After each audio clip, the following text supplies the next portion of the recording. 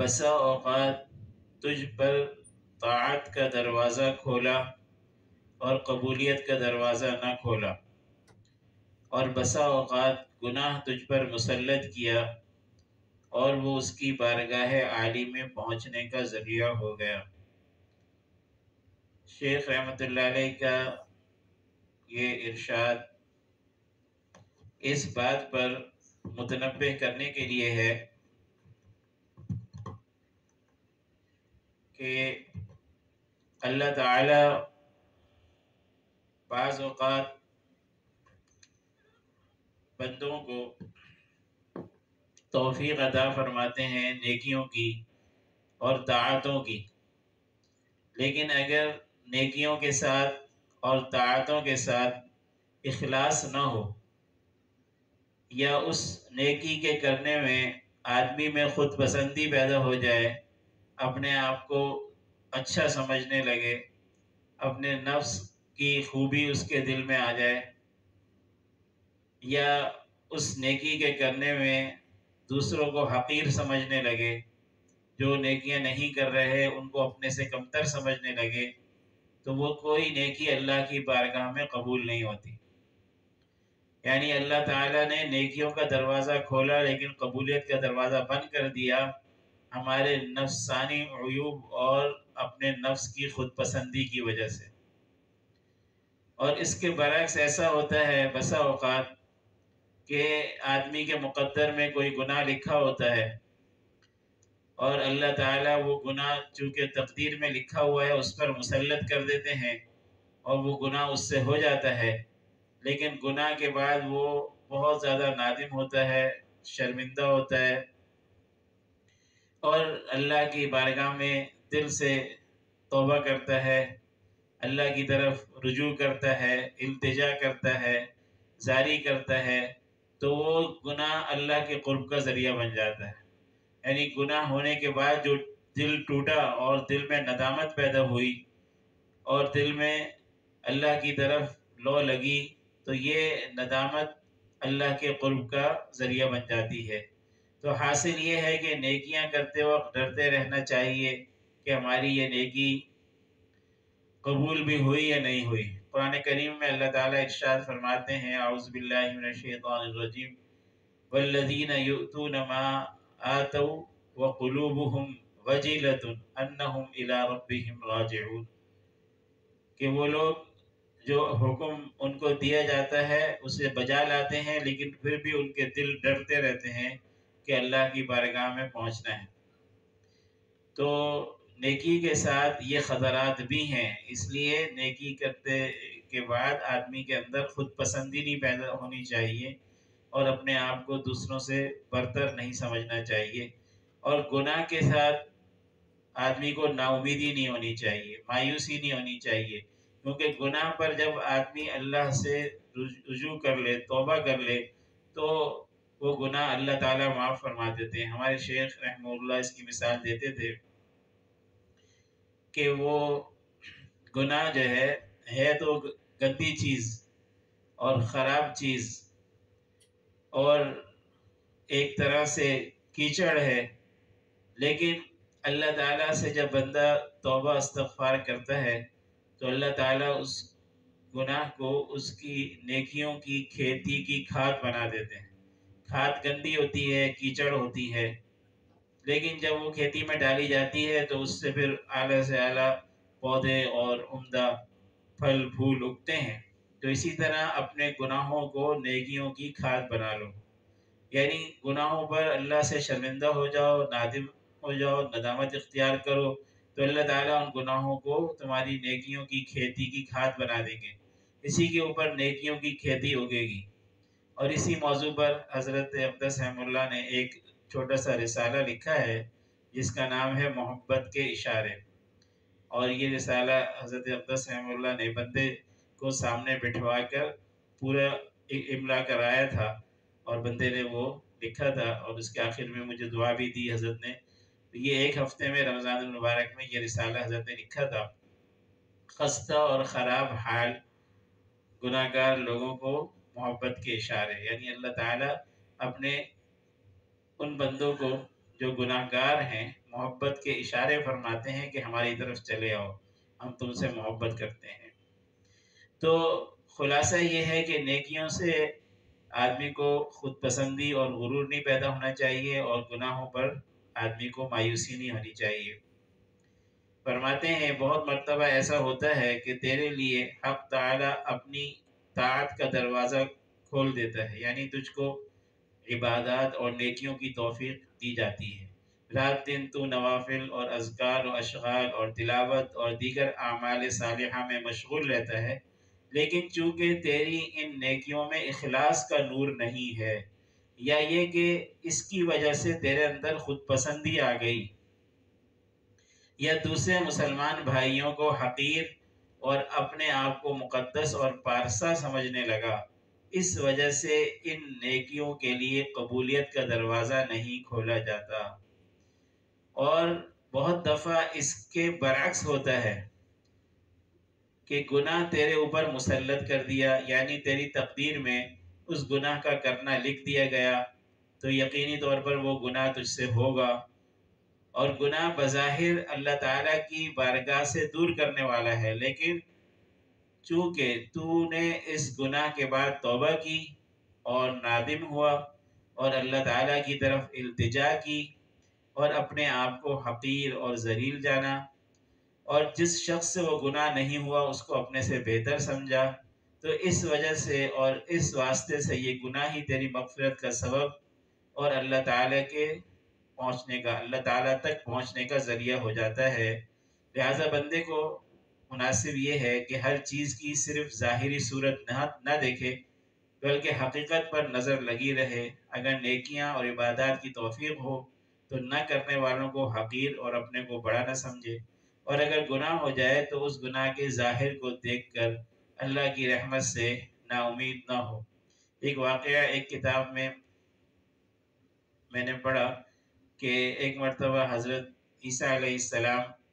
اپنے ایک ساتھی کے ساتھ، اپنے ایک صحابی کے ساتھ جا رہے تھے، اور راستے میں ایک بہت بڑا گناہگار شخص جو مشہور گناہگار تھا، لوگوں کو سب کو معلوم تھا کہ یہ فسق و فجور میں مبتلا ہے، وہ بیٹھا ہوا تھا یا گزر رہا تھا۔ تو ان کا جو ساتھی تھا حضرت عیسیٰ علیہ السلام کا، اس کے دل میں یہ آیا کہ یہ بہت گناہگار ہے، کہیں اس کی نوست مجھے نہ لگ جائے، تو وہ اپنے آپ کو تو ظاہر نیک ہی سمجھ رہا تھا، تو وہ اس گناہگار سے تھوڑا ہٹ کر چلنے لگا کہ اس کے قریب سے نہ گزرے، تھوڑے فاصلے سے، اور دوسری طرف اس گناہگار اور مشہور فاسق فاجر شخص کے دل میں یہ آیا کہ یہ تو اللہ کے نبی ہیں اور یہ ان کے ساتھی ہیں، تو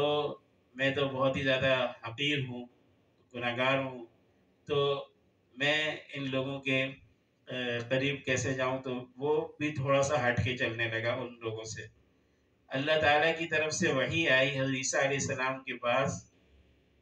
کہ ان دونوں سے کہو کہ دونوں اپنے اعمال دوبارہ سے کریں۔ جو نیک آدمی تھا اس نے دوسرے کو حقیر سمجھا، اس کے سارے اعمال میں نے باطل کر دیے، اب نئے سرے سے عمل کریں، والعیاذ باللہ، اور جو گناہگار تھا اس کو میں نے بخش دیا، اب وہ بھی نئے سرے سے عمل کرے۔ تو یہ کتنی ڈرنے کی بات ہے کہ نیک آدمی اور اتنا بڑا نبی کا صاحب اور ساتھی، لیکن اللہ کی طرف سے پکڑ آ گئی جب اس نے اپنے آپ کو اچھا سمجھا، خود پسندی میں مبتلا ہوا، اور دوسری طرف گناہگار کو اس کے عاجزی کی وجہ سے اللہ نے بخش دیا۔ تو اللہ تعالیٰ کی شان بڑی اونچی ہے اور ہر وقت ڈرتے رہنا چاہیے۔ اس کے بعد جو شیخ کا ارشاد ہے اس کا حاصل اور خلاصہ یہ ہے کہ اللہ تعالیٰ کی مخلوق پر بے شمار نعمتیں ہیں، لیکن دو نعمتیں ایسی ہیں کہ جن سے کوئی مخلوق خالی نہیں، ہر مخلوق پر لازمی طور پر وہ دو نعمتیں ہیں۔ ایک نعمت ہے اس کو موجود کرنے کی کہ اللہ نے اس کو عدم سے وجود بخشا، وہ پہلے کچھ بھی نہیں تھی، وہ چیز تھی ہی نہیں، موجود ہی نہیں تھی، چاہے وہ مخلوق جو ہے انسان ہوں، جن ہوں، فرشتے ہوں، یا پھر پھول پودے نباتات درخت، وغیرہ پہاڑ جو بھی چیزیں ہیں اللہ کی مخلوق، وہ پہلے موجود نہیں تھیں، اللہ نے ان کو وجود کی دولت دی۔ پہلی نعمت تو یہ ہے۔ اور دوسری نعمت کہ جس سے کوئی خالی نہیں ہے، وہ ہے بقا کی، کہ اللہ نے وجود دینے کے بعد ان کو باقی رکھا۔ اگر اللہ تعالیٰ باقی نہ رکھیں، ایک آن کے لیے بھی اپنی طرف سے بقا کا ارادہ ہٹا لیں تو کوئی بھی باقی نہیں رہ سکتا، کوئی بھی مخلوق باقی نہیں رہ سکتی۔ تو ان کو باقی رکھنا یہ اللہ کی دوسری بڑی نعمت ہے جو ہر مخلوق کو شامل ہے۔ اور ان دو نعمتوں کے ساتھ ساتھ جو ایمان والا بندہ ہے اس کو تیسری بڑی عظیم دولت دی ہوئی ہے جو ہر ایمان والے کے اوپر ہے، اور یہ بھی بہت بڑی عظیم دولت ہے۔ اور وہ نعمت یہ ہے کہ اللہ نے اس کو پہلے تو موجود کیا، ایجاد کی دولت دی، اور پھر اس کے بعد اس کو باقی رکھا۔ لیکن باقی رکھنا دو طرح سے ہے، ایک بقائے ظاہری اور ایک بقائے روحانی۔ ظاہری بقا یہ ہے کہ اس کے جسم کو اللہ باقی رکھ رہے ہیں، اس کے لیے آگ، پانی، مٹی، ہوا سب کا بندوبست کر رہے ہیں، اور اس کے لیے غلے، اناج اور پھل فروٹ اور بے شمار چیزیں، غذائیں ہر طرح کی مہیا کر رہے ہیں۔ یہ ظاہری بقا ہے جس کی ساری نعمت اللہ اس کو عطا فرما رہے ہیں۔ اور ایک باطنی بقا ہے، روحانی بقا ہے، ایمانی بقا ہے، اس کی دولت بھی اللہ اس کو عطا فرما رہے ہیں، اور وہ بھی ہر وقت اللہ تعالیٰ کی طرف سے اس مومن بندے کو عطا ہے۔ اور وہ بھی بہت بڑی نعمت ہے، جو تیسری نعمت ہے جو بندہ مومن کو عطا ہے، کہ اس کی روحانی بقا کے لیے اللہ تعالیٰ نے ہر وقت انتظام فرمایا۔ حضرات انبیاء کرام علیہم السلام کا سلسلہ قائم فرمایا، اور پھر اس کو ان پر ایمان کی توفیق عطا فرمائی، اور پھر وہ ایمان لایا۔ ایمان لانے کے بعد پھر اللہ تعالیٰ اس کو روحانی طور پر باقی رکھنے کے لیے، اس کی روحانی بقا کے لیے اولیاء اللہ، مشائخ کرام اور ہر زمانے میں بزرگان دین کو، نیک لوگوں کو بھیجتے رہتے ہیں کہ جو اس کی روحانی بقا کا ذریعہ ہے۔ تو یہ بہت بڑی نعمت ہے روحانی بقا۔ اگر اللہ تعالیٰ ایک آن کے لیے بھی یہ نعمت ہٹا لیں تو بندہ گمراہ ہو جائے، والعیاذ باللہ، وہ پھر باقی نہیں رہ سکتا اپنے ایمان پر، اپنی صحیح حالت پر۔ تو یہ بڑی عظیم نعمت ہے تیسری جو مومن بندے پر ہے، کہ اس کی روحانی بقا کے لیے بھی اللہ نے سارے انتظامات کیے ہوئے ہیں۔ تو جتنی بھی اللہ کی نعمتیں ہیں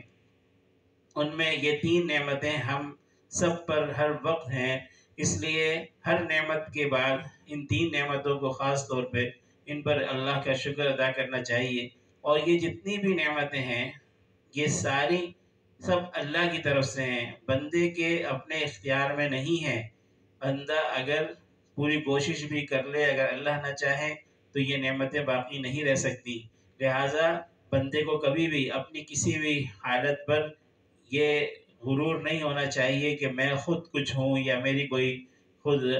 حیثیت ہے۔ کسی بھی چیز پر فخر نہیں کرنا چاہیے، کسی بھی چیز پر اس کو اترانا نہیں چاہیے، یہ سب کچھ اللہ کی عطا ہے۔ اس کے بعد ایک ارشاد ہے شیخ کا، وہ فرماتے ہیں جب تجھ کو ما سوا سے متوحش اور دل برداشتہ کر دیا تو سمجھ لے کہ وہ تیرے لیے اپنے ساتھ دل لگی اور اس کا دروازہ کھولنا چاہتا ہے۔ یعنی مطلب یہ ہے کہ اگر اللہ تعالیٰ نے اپنے کسی ایمان والے بندے کو مخلوق سے دل برداشتہ کر دیا، اور اس کے دل میں لوگوں کی طرف زیادہ میلان اور زیادہ لوگوں سے ملنے جلنے اور زیادہ جو ہے